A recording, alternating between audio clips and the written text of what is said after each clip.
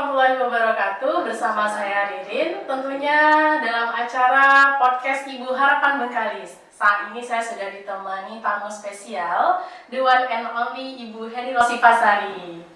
Halo Ibu, apa kabar? Alhamdulillah, baik Bu Ririn. Alhamdulillah, Bu Heni ini selaku Ketua Yayasan Ibu Harapan Bengkalis, di mana Yayasan Ibu Harapan Bengkalis ini menaungi beberapa lembaga pendidikan Islam terpadu, yakni ada KB, TK, TPA, SD, dan SMP.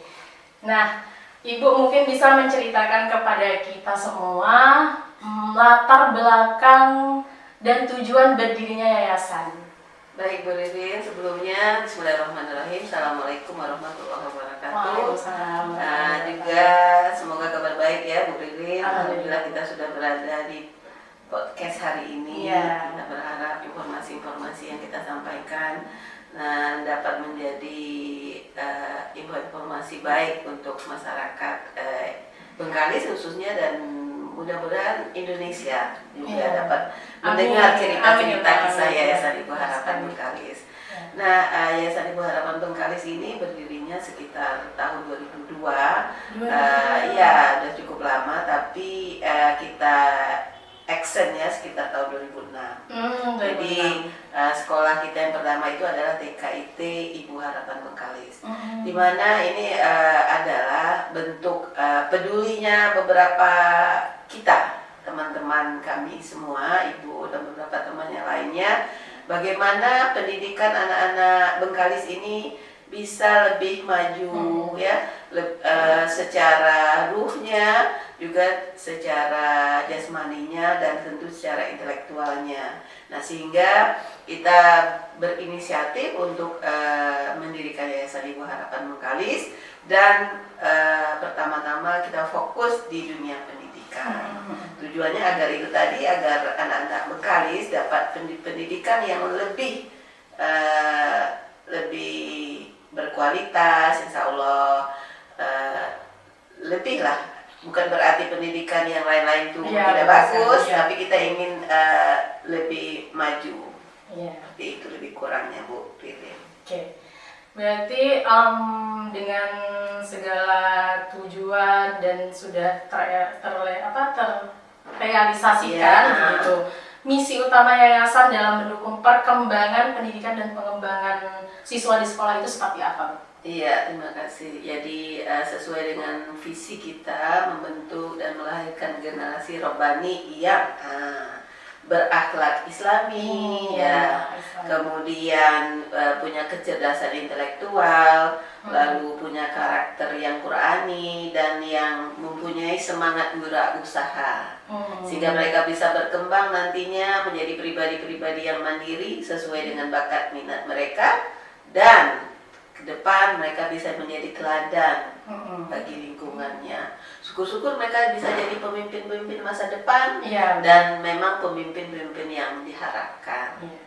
Apa Bu, kesolehan gimana? Iya, menjadi mereka bisa soleh dan mensolehkan. Jadi artinya kita ingin mendidik generasi-generasi yang soleh, dan mereka juga menyolehkan. Artinya dua sisi itu harus berjalan bersama-sama. Tidak baik mereka saja, tapi juga mereka bisa mengajak yang lainnya untuk menjadi lebih baik. Insya Allah ya. Insya Allah. Semoga. Nah, dalam suatu pendidikan itu sendiri, Ibu tentu adanya pengembangan kurikulum, terus program ekstrakurikuler, serta investasi fasilitas, gitu. Nah, bagaimana yayasan terlibat pengambilan keputusan strategis di sekolah dalam hal itu? Baik, terkait kurikulum memang itu harus menjadi perhatian, karena isi dari pendidikan itu apa tujuannya tentu ada di kurikulum, kan, sesuai dengan yang diharapkan pemerintah, dan Ibu Harapan juga menambahkan kurikulum Islam terpadu. Tapi insya Allah itu mendukung kurikulum yang sudah ada dari pemerintah. Nah, terkait dengan itu, kerjasama kita dengan pihak sekolah itu memang sangat kuat. Artinya kita tidak melepaskan saja bahwa pihak sekolah bisa berjalan sendiri. Ini ada sekolah misalkan jalankan, ada kurikulum baru silakan jalankan, tidak. Kami dari yayasan tetap memberikan dukungan, tetap memberikan masukan-masukan terkait bagaimana kurikulum pendidikan kita itu bisa berjalan. Lewat apa? Kita bisa lewat adakan pelatihan-pelatihan, kita menghadirkan orang-orang yang punya kapasitas punya kapasitas lebih dari kita. Oke, berarti tadi memberikan dukungan dengan memberikan informasi-informasi yang terkait dengan perubahan-perubahan kurikulum itu harus cepat. Kita tidak bisa berlama-lama atau ya berjalan apa adanya, tidak. Setiap ada perubahan pasti kita akan respon. Seperti itu. Begitupun juga dengan program program ekstrakurikuler itu harus mendukung tadi bakat dan minat anak. Nah, di Yayasan Ibu Harapan Bengkalis itu insya Allah dari awal kita juga fokus di situ. Jadi Bu Ririn dari awal terutama di SDIT dulu kita pernah uji bakat dan minat anak sebelum mereka masuk ke sekolah. Cuma itu tadi mungkin keterbatasan kita, keterbatasan teman-teman guru juga selain ilmu dan juga waktu, akhirnya informasi-informasi hasil dari tes itu belum bisa kita baca sepenuhnya ya. Nah, tapi kita tetap terus-menerus ingin itu tadi memberi ruang, memberi ruang agar minat dan bakat anak itu tersalurkan. Alhamdulillah ada banyak ekstrakurikuler kan di SDIT dan di SMPIT. Nah, kalau di TK juga Ibu ada kepala sekolah kita Bu Neni sudah berdiskusi, kita mengembangkan ini dulu ya Bu Heni, kita ini artinya tidak hanya kurikulum yang tersedia saja, tapi Ibu teman-teman juga menyediakan ini loh bakat dan minat anak. Kalau terkait dengan budaya kita ada kompangnya misalkan. Nah, ini kita coba ini tahun ini Bu Hendy ya silakan. Nah, artinya ada juga teman guru yang menghubungi Ibu, dia akan coba ini Bu, ya silakan coba saja. Yang baik pasti kita dukung untuk bakat dan minat anak ini. Jadi baik rasakan. Jadi tadi Bu ya, program ekstrakurikuler itu berarti diputuskan secara bersama. Kalau misalnya ada beberapa program ekstrakurikuler ini udah diputuskan, kemudian tapi ternyata peminatnya itu tidak ada kurang. Baik. Kalau peminatnya itu tak ada atau kurang, ya berarti ganti. Pokoknya kita berharap semua anak itu tersalurkan. Walaupun misalnya ini program ekstranya itu bermanfaat bagi anak gitu Bu. Dan ada kaitannya dengan ya ini memang ya yang Qurani, tapi peminatnya berkurang, tetap harus dibawa kalau tidak ya, karena kalau terkait dengan Al-Quran tak bisa tuh. Tidak tawar-menawar ya kalau Al-Quran ya kan. Artinya apa masalahnya? Apa masalahnya? Kenapa kau harus berkurangan peminat Al-Quran? Seperti itu kan, kita harus cari apa masalahnya. Tapi kalau yang misalkan yang tidak ada minatnya ya, tilawah lah Bu. Tilawah itu sebenarnya bukan tak ada minat, mungkin dari kita mungkin belum menyiapkan mungkin gurunya atau yang menari atau bagaimana. Tapi kalau satu atau dua kita tetap jalankan. Kalau yang tak ada pemilih itu yang dijalankan. Kalau satu dan dua sehingga Ibu masih dijalankan. Berarti tetap diteruskan untuk misalnya untuk tahun ajaran selanjutnya. Kita cari kenapa nih kurang promosi kadang-kadang kan. Kurang kadang-kadang anak ini nak cari aman aja dia ekskul. Kadang-kadang dia tidak tahu persis sebetulnya saya ini apa gitu kan. Tapi mereka cenderung ikut-ikutan. Betul. Yang ramai itu yang diikut ya kan. Asik-asik aja ya kan. Nanti minta Allah tahun ke depannya bisa jadi karena udah nampak berkembang. Biasanya kan orang seperti itu. Anak-anak coba. Ternyata aku bisa gitu. Oke, baiklah. Jadi Bu, terkait ini tentang program Ya. unggulan yayasan ya yang untuk meningkatkan mutu pendidikan di sekolah itu seperti apa program unggulan yayasan? Iya, tadi kita awal tadi bahwa Al-Quran menjadi pilihan pertama kita ya, menjadi pilihan pertama kita untuk mengembangkan pendidikan ini. Jadi sehingga program unggulan kita adalah tahfiz Al-Quran, lalu itu perbaikan bacaan Al-Quran anak-anak dan menanamkan karakter Al-Quran dalam anak. Jadi harapan kita kan kita itu berharap anak-anak selain mereka hafal Al-Quran, mereka juga punya jiwa Al-Quran, mereka menjalankan Al-Quran itu dalam kehidupan sehari-harinya. Itulah tadi teladan ya kan. Nah, ke depan mereka harus menjadi teladan. Al-Quran mereka hafal dan Al-Quran itulah sebagai panduan hidup mereka. Kita berharap seperti itu program kita ya kan. Semoga itu berhasil. Dari ratusan lulusan kita ya kita berharap semuanya ya itu berharap positif kita kan. Nah tetapi tentu ada tantangannya. Kita berharap insya Allah anak-anak yang dididik di Yayasan Ibu Harapan adalah anak-anak yang tadi Qurani dan menjadi teladan karena Al-Quran dia bawa kemana-mana. Nah, bukan dibawa kemana-mana hanya di teteng, tapi Al-Quran di dalam diri dia, dalam kehidupan. Oke, tadi kita sudah berbicara terkait program unggulan yayasan. Nah sekarang ini gini Bu, program yayasan itu sudah dirancang dengan baik dan bahkan sekarang sudah terlaksana. Nah untuk supaya program ini terlaksana dengan baik, tentunya ada hubungan kerja antara yayasan, keterlibatan itu yayasan, kepala sekolah, staf pengajar, ataupun orang tua, bahkan kita harus melibatkan orang tua, kemudian pihak-pihak terkait, komunitas. Nah seperti itu.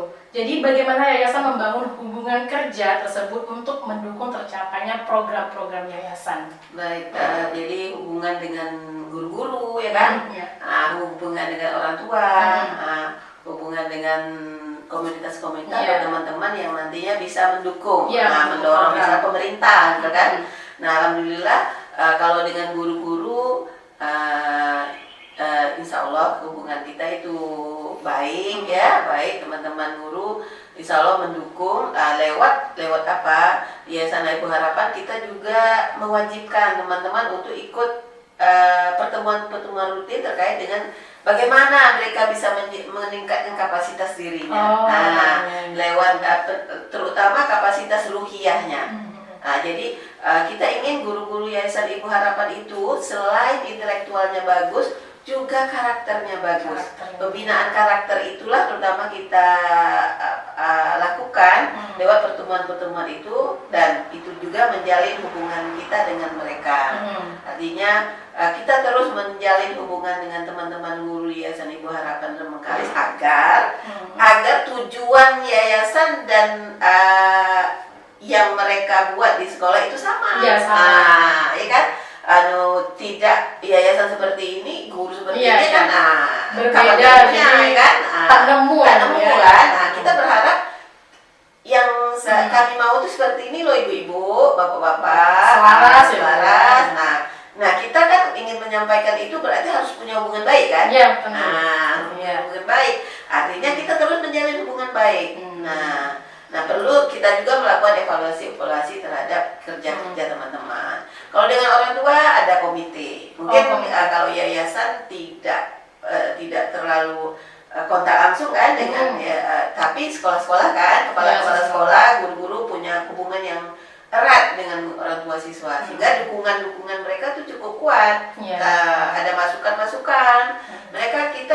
Kita menerima kritikan, kita menerima saran. Nah kemarin terakhir kita kan melakukan survei lah ya, survei terkait pelayanan Yayasan Ibu Harapan ini ke orang tua gimana nih, apa maunya, supaya kita tahu sebetulnya orang tua ini puas atau tidak. Nah alhamdulillah hampir 90% itu puas, mereka puas dengan layanan kita, dan mereka kasih masukan seperti ini, dan kita alhamdulillah pelan-pelan lakukan perubahan yang ayah bunda titipkan ke kita. Sementara untuk teman-teman komunitas juga dari terutama pemerintah daerah luar biasa bantuan pemerintah daerah ke dukungan pemerintah daerah Bengkalis ini terhadap Yayasan Ibu Harapan luar biasa. Kami memang sangat berterima kasih pada pemerintah daerah Bengkalis dengan dukungan untuk Yayasan Ibu Harapan Bengkalis. Oke. Dan jadi terkait beberapa program. Ini khusus orang tua nih. Kan Ibu tadi bilang bahwa untuk komunikasi orang tua itu lebih ke sekolah-sekolah. Biasanya sekolah-sekolah itu mungkin yayasan juga tahu ya. Apa sih yang dilakukan sekolah-sekolah untuk bekerja sama? Pertama mereka buat komite itu kan, ada komite. Kegiatan seperti apa? Lalu nanti program yayasan sebenarnya tapi diturunkan ke sekolah-sekolah ada namanya parenting. Parenting. Parenting itu pertemuan sebenarnya harus intens pertemuan itu. Alhamdulillah cukup berjalan, tapi memang harus terus ada perbaikan. Kalau di SD, kalau di TK namanya kelas orang tua. Jadi kelas orang tua itu menghadirkan orang-orang tua, misalnya mereka seorang petani, mereka bercerita lah sesuai dengan tema di STK tuh, atau mereka adalah seorang dokter, mereka akan bercerita atau mencampakkan hal-hal terkait dengan profesi mereka. Jadi alhamdulillah hubungannya tuh cukup baik ya, lewat itu salah satunya parenting. Nah kita memang parenting ini sebetulnya wajib ada di sekolah supaya informasi-informasi tentang sekolah, keberhasilan sekolah dan harapan-harapan kita juga harapan orang tua dapat dikomunikasikan. Supaya hasilnya sama. Maksudnya saat anak-anak diminta untuk misalkan sholat subuh berjamaah misalkan, ya kan, orang tua udah tahu nih anaknya harus sholat subuh berjamaah nih, atau diminta anaknya menyetor hafalan di orang tua, di ayah bunda juga harus tahu bahwa anaknya harus menyetor hafalan bersama mereka. Nah akhirnya kan informasi itu klop kita. Nah hasil insya Allah kalau udah seperti itu insya Allah.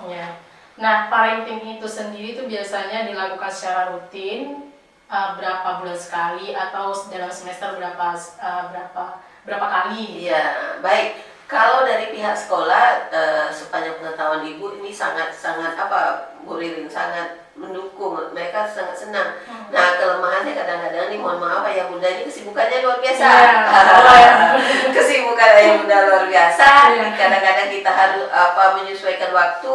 Seharusnya itu paling tidak tuh satu semester itu di awal tahun itu harus ada parenting, harus ada pertemuan dengan orang tua. Lalu mungkin di tengah semester ya paling tidak, atau di pokoknya awal, nanti penutupan, nanti buka lagi, paling tidak setahun 4 kali lah. Setahun 4 kali ya. Itu paling tidak. Kalau pengennya misal 2 bulan sekali, senang dengan senang hati. Menurut Ibu tidak ada salahnya menghabiskan waktu untuk itu. Tidak ada menghabiskan waktu untuk anak-anak, untuk buah hati kita. Agar mereka itu bisa jadi berkembang, menjadi pribadi-pribadi yang tadi, yang berakhlak mulia, berkarakter Quran, subhanallah. Tidak ada ruginya ayah bunda dan guru-guru menghabiskan waktu dan juga sebagian dana untuk hal itu. Iya, betul sekali. Investasi ya.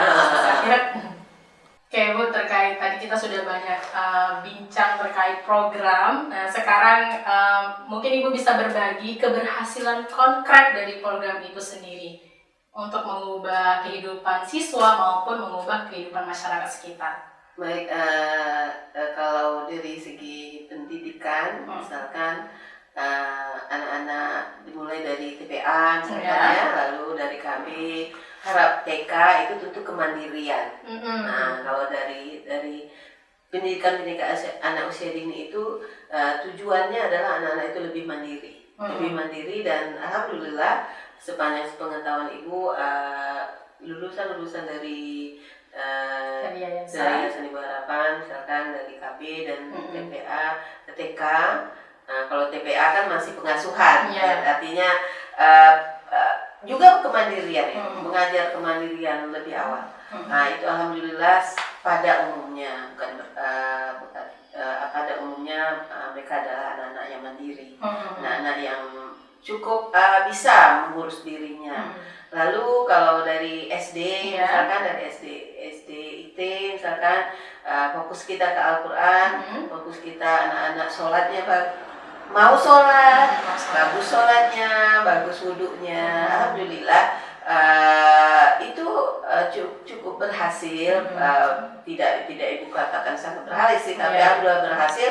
Kita indikatornya adalah sampai saat ini alhamdulillah masyarakat masih percaya dengan kita. Itu kalau menurut ibu tadi itu adalah salah satu bentuk bahwa keberhasilan kita itu dibaca oleh masyarakat ya.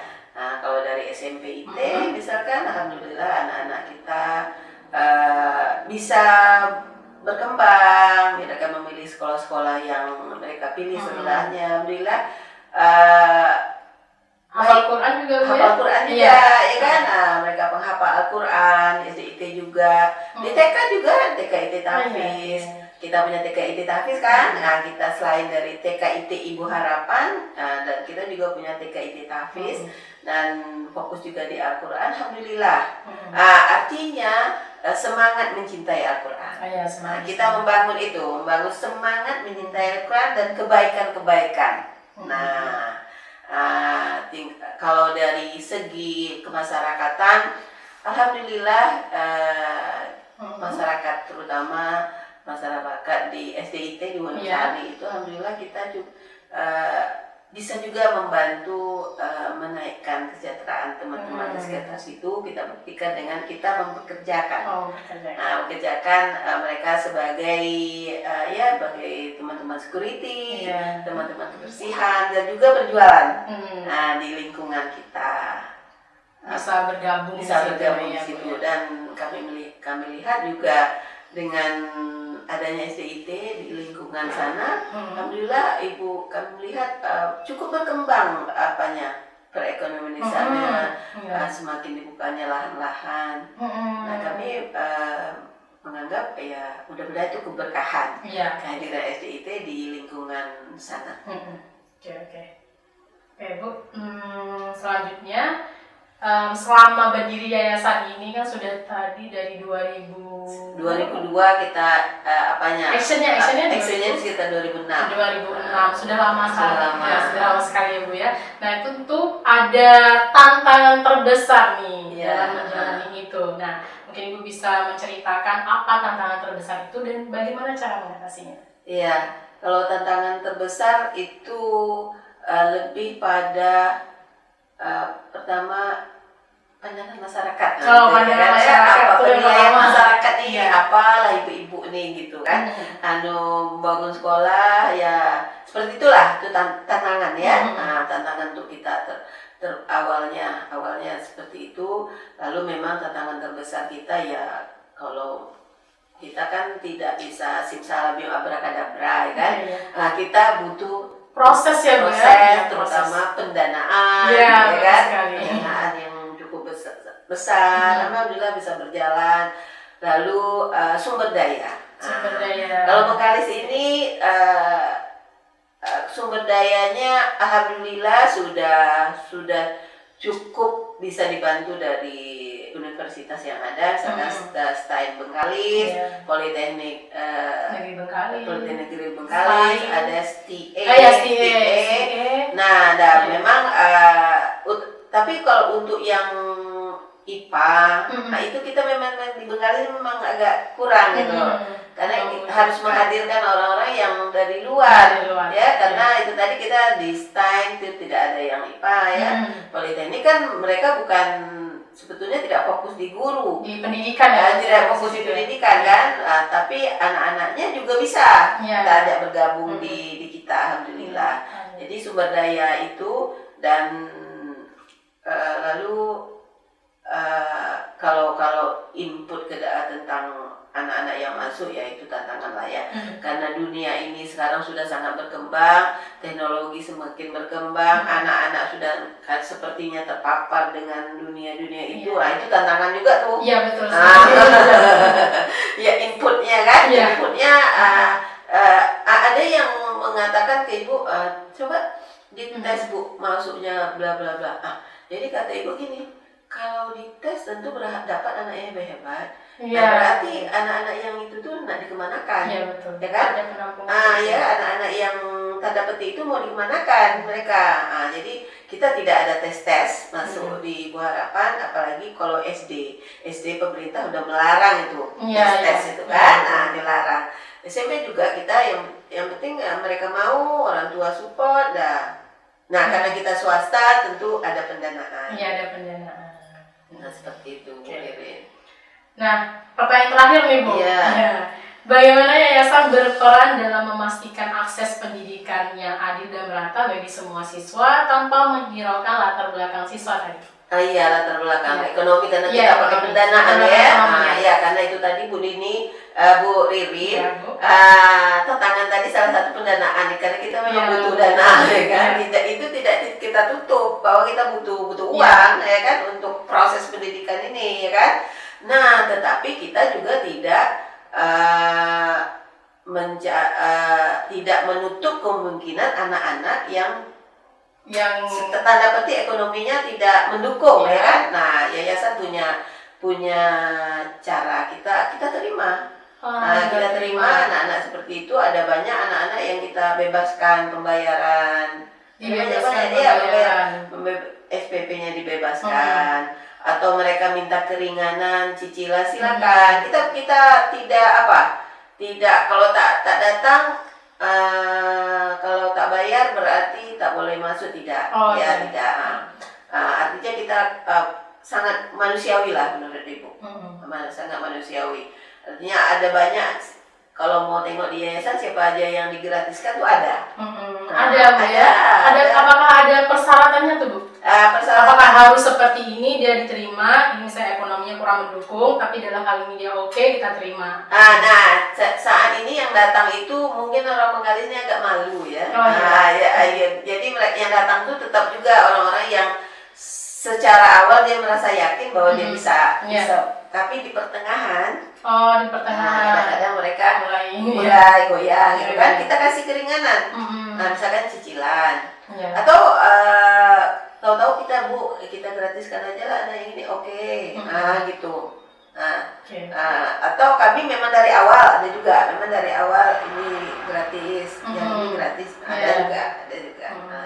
Berarti yang digratiskan ini Bu, apakah harus punya komitmen gitu? Ya, belum sampai situ. Belum sampai situ. Ini jadi masukan. Bisa jadi masukan ya. Komitmen ya Bu ya. Kita gimana nih kamu karena harus seperti ini betul tuh Bu Rina. Terima kasih banyak. Terima kasih Bu. Baik, alhamdulillah dengan ini tadi menutup pembicaraan kita pada hari ini Bu. Terima kasih atas waktunya yang sudah menyempatkan ngobrol bareng sama kita di sini. Dan untuk semuanya jangan lupa saksikan terus program-program Yayasan Ibu Harapan Bengkalis. Terima kasih. Wassalamualaikum warahmatullahi wabarakatuh.